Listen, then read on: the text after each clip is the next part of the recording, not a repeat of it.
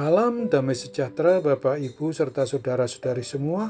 Untuk merenungkan firman Tuhan, mari kita awali dengan berdoa.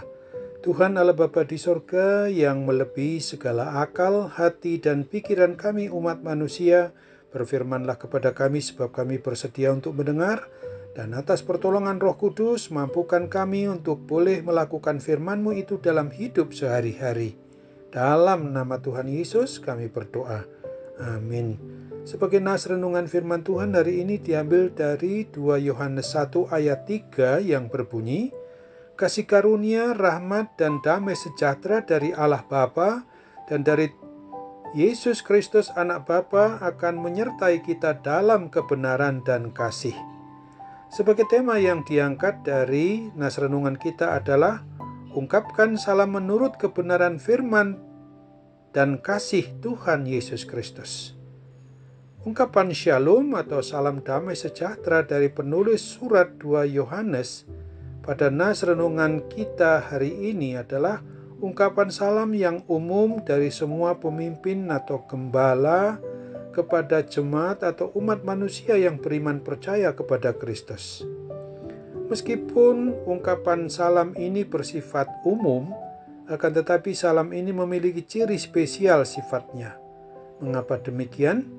Dikatakan kasih karunia, rahmat, dan damai sejahtera menyertai kita itu adalah merupakan cerminan hal-hal yang indah dari dalam hidup kita orang yang beriman percaya kepada Kristus, sebagaimana dapat dijelaskan dalam hal berikut ini.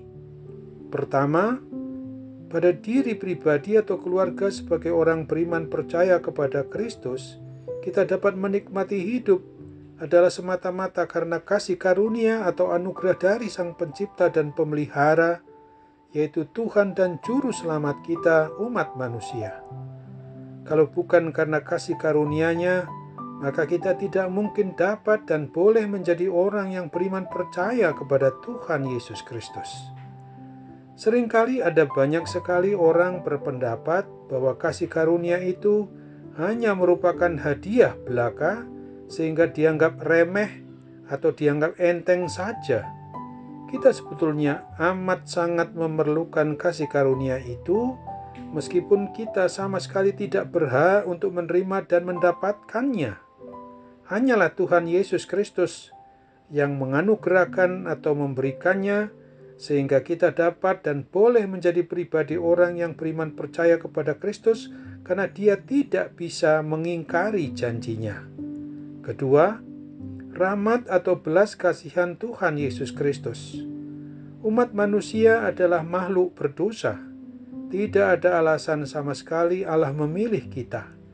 Kita sebelumnya tidak pantas. Dalam Roma 3 ayat 10-11 berkata, tidak ada yang benar, seorang pun tidak. Tidak ada seorang pun yang berakal budi, tidak ada seorang pun yang mencari Allah. Mengapa Tuhan masih mau mencari manusia yang melawan, mengecewakan, dan memberontak terhadap dirinya? Belas kasihan Tuhan sajalah alasannya.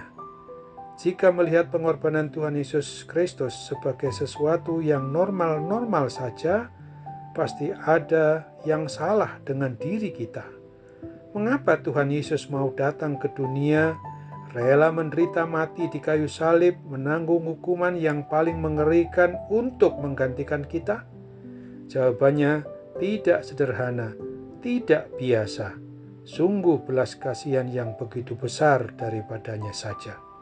Ketiga, damai sejahtera. Damai yang dimaksud bukan dalam kondisi baik-baik saja. Keluarga sehat, semua, pekerjaan, keuangan, aman atau tidak ada virus.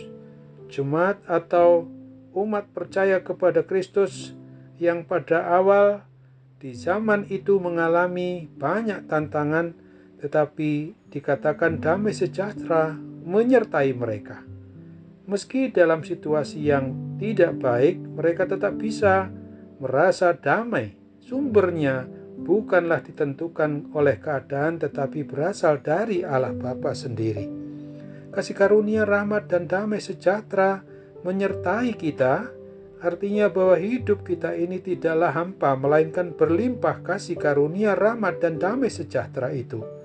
Marilah kita syukuri karena Tuhan sudah begitu baik. Janganlah terlalu mengkhawatirkan hidup. Jalanilah hidup dengan tenang dan setia, tetap hanya kepada Tuhan Yesus Kristus.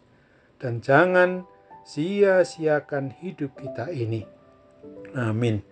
Mari kita kembali bersatu dalam doa.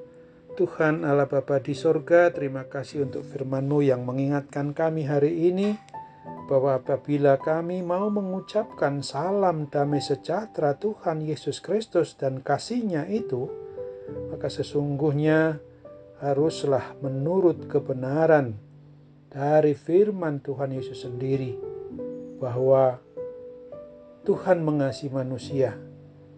Bukankah itu terjadi bukan karena kebaikan manusia, tetapi justru manusia berada dalam dosa dan kesalahannya.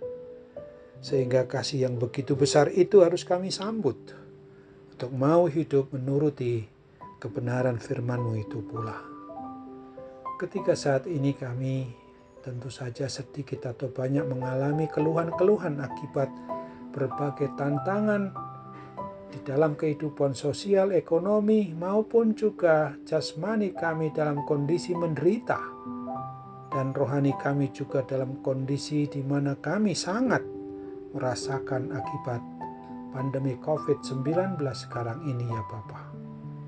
Tuhan pasti campur tangan untuk memakai semuanya itu untuk mendatangkan kebaikan bagi kami yang sungguh-sungguh mau mengasihi, beriman percaya hanya kepada Tuhan Yesus Kristus. Kini kami percaya tentang kepulihan dan kesembuhan dari segala penyakit apapun termasuk akibat pandemi COVID-19 boleh terjadi atas diri kami. Dalam nama Tuhan Yesus saja kami berdoa. Amin.